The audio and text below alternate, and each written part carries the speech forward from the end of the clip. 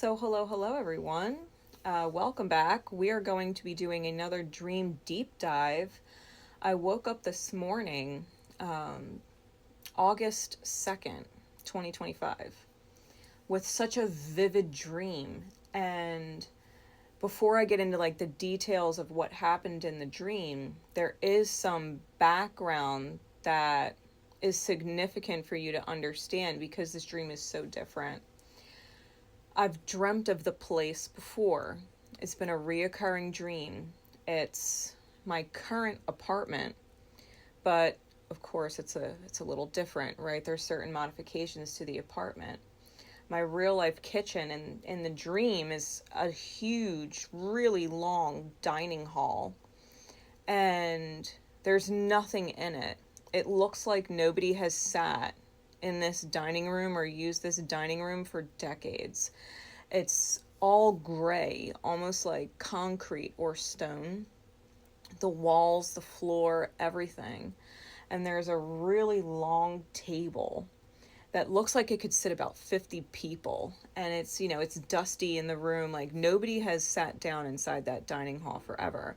And there's a fireplace on the opposite wall, and it looks like it hasn't been lit in just as long. And in the dream, I know that my son is living with me, but he's never seen.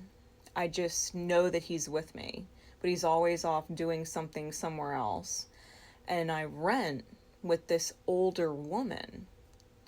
Now, the older woman, I've never really seen her face in previous dreams. It's always kind of been in shadow or blurred out, and I could never really make out who she is. I just know that we're always bickering, always arguing, and she's always threatening to throw me out. In this dream, my son does make an appearance in the dream, and the older woman and I are amicable. We have an affinity for each other. There's a very deep mutual respect between her and I. We would consider each other's confidants and allies. So very, very different. And I saw her face this time. She is me as an old woman. She's not a random woman in the dream. She's me, just much older, like in her 60s or 70s. And the other characters in this dream, specifically Anthony and Amy, they have shown up in my dreams before. They are the most common people that if I do dream, they're in it together. And Anthony is always right by Amy's side. And he's always ignoring me and unresponsive. And if he does answer me, it's very rude. He doesn't make eye contact with me. He doesn't touch me. He doesn't anything. He's very cold and putting on a performance in front of Amy. You know, this disrespect of me in the dreams is always to reassure her that he doesn't love me, he doesn't care about me, he treats me like shit, right? In the dreams. This dream is very different, and we're going to get into that as well, because he was not rude or disrespectful to me at all in this dream. In fact, it was quite the opposite. And so you guys understand who Anthony is to me in real life, who Amy is to me in real life. Anthony is the person I consider to be my twin soul, who I am divinely entangled with, and Amy is his current partner, and there's history there. And it's interesting because everybody in the dream was their age in real life, except for Anthony. Anthony presented much younger than he is now. He was in the physical shape and age of different pictures I have seen of him when he was serving in the military. Maybe in his early, mid-20s. But everybody else was their current age. It was a really curious detail that I picked up on. But this was such a profound dream, and I'm really glad that I had it. Now that you have some background on the dream and where it used to be, and I will go into the dream analysis on Navigating the Black Mirror, my Substack. My Substack is linked in the description, so if you guys do want to read all about the dream analysis and how I broke this dream down on a spiritual level, on a psychic level, you can hop over to the Substack afterwards and check it out. So getting into the dream. The dream begins with me sitting in the kitchen at the table. And the kitchen is completely cluttered. There's a TV on, a little TV on the table, and I'm sitting at the table on my phone listening back to a video that I've recorded and was about to call my soul sister, Tanya, and accidentally clicked something on my phone, and so I'm trying to X out of it, and the older woman enters the kitchen, and she knows I'm always up late, which I am. She knows I'm always up late, and that I'll probably still be up for quite a while, but she lets me know that she's tired and she's going to be going to bed. So I say goodnight, she gives me a hug, and she starts to head to her room.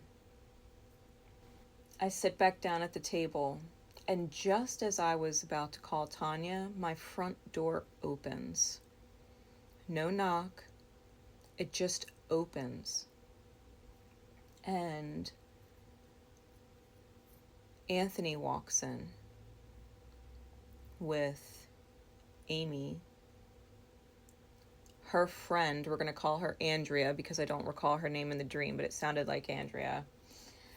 So Anthony, Amy, and Andrea walk in, and Anthony and Amy's daughter, who looked like Laura, aka X-23 from the movie Logan.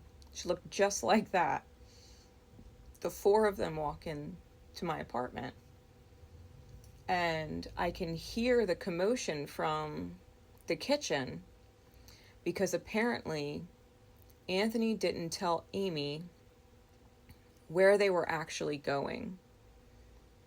I assume, based on the background noise, that she was under the assumption that it was a friend or family that they were staying with for the weekend, but she did not realize that he meant me.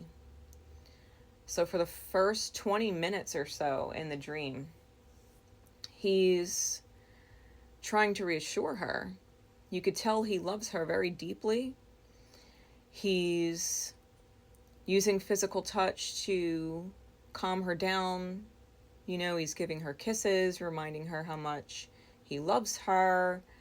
And, you know, it's just a weekend, but it's necessary to see me. He convinces her to go to the bedroom and start unpacking their things. And then he enters the kitchen. I was sitting at the kitchen table, and he walks in. And when he did, I stood, and he immediately came over and hugged me, like really, really hard. He hugged me, and he lifted me up off the ground, and he started crying. And he was telling me that he loves her. He really does.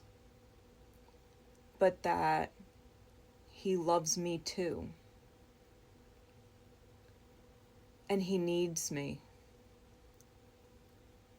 That he can't do this with her without me. With Amy, the love was romantic, physical, sexual, sensual even. But with him and I, the love was very different. It was not those things at all. It was deeply emotional and very spiritual. So as he's standing there and he's hugging me, like, there is no sexual energy there. But it is deeply, deeply emotional. And we were kind of entangled, right, in this embrace. So Amy was supposed to stay in the bedroom while Anthony talked to me, because he didn't really want her to see him like this, breaking down and crying and being emotional. But she was curious and jealous and angry and walked in on him crying as he held me off the floor in his arms, telling me that he loved me and that he needed me and all this. And she said, "What the fuck is this about?" And she was angry. And I tried to tell her it's not what it seems. He needed me as an emotional support person. Because he knows I see his soul. I understand the pain in there. And she goes, "Emotional support," and she got all indignant. So he put me down and tried to comfort her back to the bedroom that they were staying in, and came back a few minutes later. And I said, "Why don't we just go to my room? We can talk in private." And so we did. We moved to my room, where we were just kind of sitting with each other, again, tangled, like our legs were kind of crisscrossing on each other, and our arms were around each other, and he rested his head on my shoulder as he just kind of gently cried into my shoulder, and he was listening to my heartbeat because it calmed him down. And I was just kind of gently, just stroking up and down on the back of his head and his neck, like letting him know it's okay. Like, I understand. I know him, and I feel him. And I knew what he was trying to express when he was saying, "I love her, but I love you too, and I need you." I understood that the love was different. It was not a romantic love that he had with me. It was deeper. And we were sitting there entangled as he was just kind of listening to my heartbeat. And he kept saying it over and over again, like, "I can't do this with her without you. She doesn't understand. She doesn't understand." And I said, "I understand. And I'm here. I'm here. It's okay."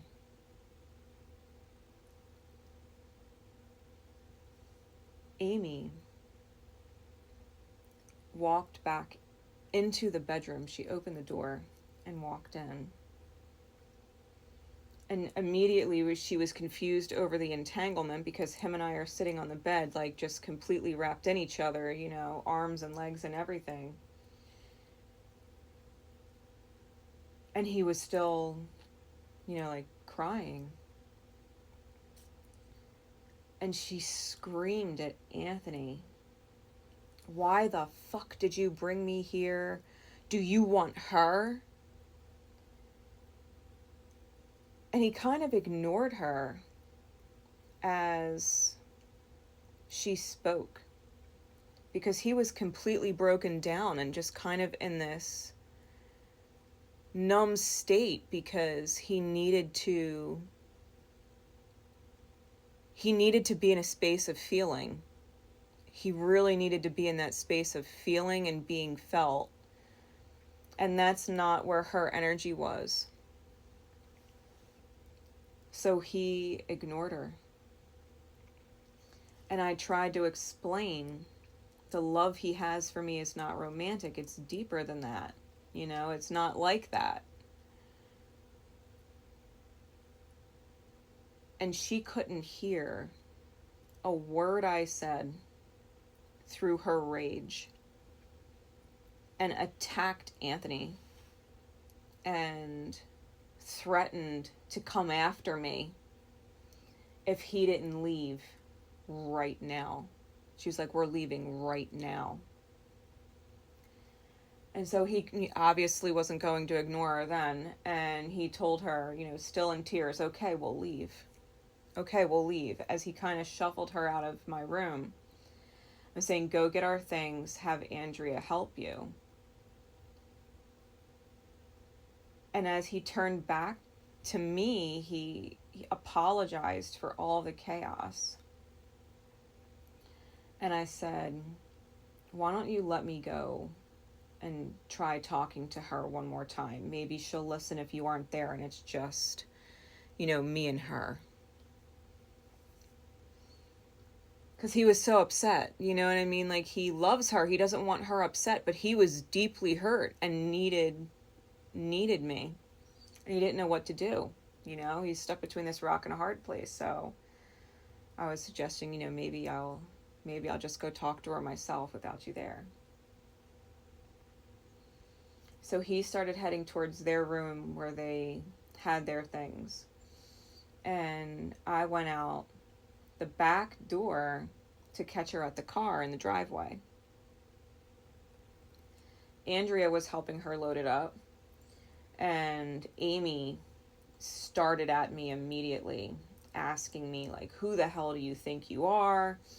And she was walking at me in a very aggressive way, like she was going to fight me. But she called Andrea and said, "Take this fucking bitch out, Andrea. I'm done with her." So Andrea had like long white, like platinum blonde, almost lilac hair in the street lights.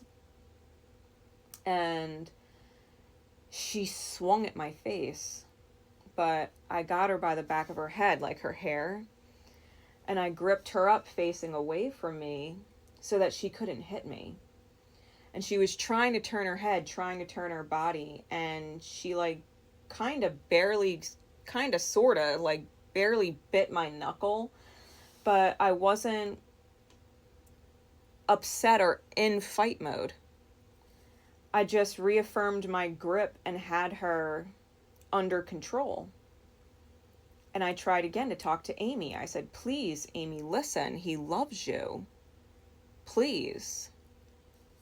But she interrupted me. And she's screaming, "I fucking hate you. You're fucking done." And she was screaming through her teeth. And she came at me, and I could feel it, like she wanted me dead. But I ended up getting her in the same position as Andrea with my other hand by the hair and facing away from me. So I have both of these two women by their hair, and they're facing away from me, and they're struggling, right? They're struggling to get out so that they can get me. But all I could feel was Anthony. Like, I wasn't angry at either of them. I wasn't filled with any rage. I didn't actually want to hurt them. I wanted to talk to them, And I didn't know what to do because they're both struggling to get free so that they could try and kill me. And all I could feel was Anthony. So my demeanor, despite the chaos of the two of them, was calm and clear, and I had to get back to Anthony. And I didn't know what else to do. So I couldn't let them go, and I couldn't stay there. Sorry, this is going to get a little violent. I slammed their heads together and then started slamming them against the concrete, the driveway, and knocked them both unconscious. I knew they weren't dead, but I knew that they were going to be out for the rest of the night. Like, there was no way they were waking up. And I left them there in the driveway and started walking back up towards the door. And Kevin, my son, was coming out of the door as I was walking up, and he goes, "Are you okay?" And I said, "Yeah, I'm fine." And he held the door open for me as I walked back in. And I saw Laura kind of creeping close to the wall, looking around the kitchen. And she was observing me, she was observing the room, she was like hyper vigilant, taking everything in. And she had a kind of wildness to her, like X-23, right? Laura in the movie. She had this kind of wildness to her. And I was calm. My voice was calm. And I asked her if she needed anything. And she didn't answer, but I felt her. And I told her if she was hungry, she could have anything she wanted in the fridge, which she immediately opened and palmed a piece of fried chicken and held it and bit into it like it was an apple. Like, kind of uncivilized, And as she ate the chicken like an apple, she started walking around the kitchen, and she said, "Why are the dishes still dirty in the sink if it's nearly full this late at night?" And I told her that I'm up pretty late most days, and that I do the dishes before I go to bed, probably in a couple hours. And I told her if she makes any dishes, to just put them in the sink and I'll take care of it. If she could just do that and put them in the sink, I said I would really appreciate it. And I could feel her energy go from being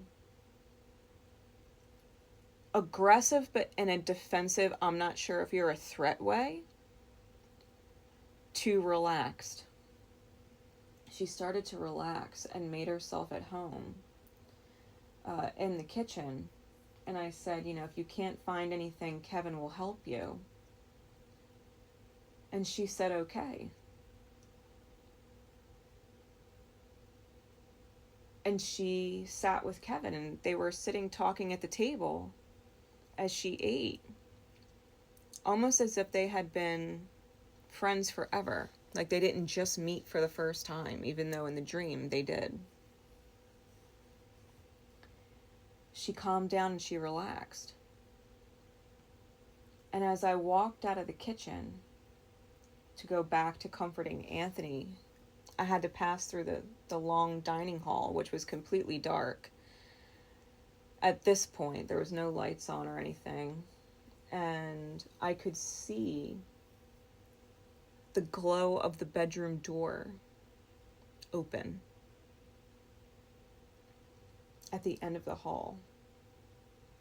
And as I crossed the threshold through the dining room, I woke up.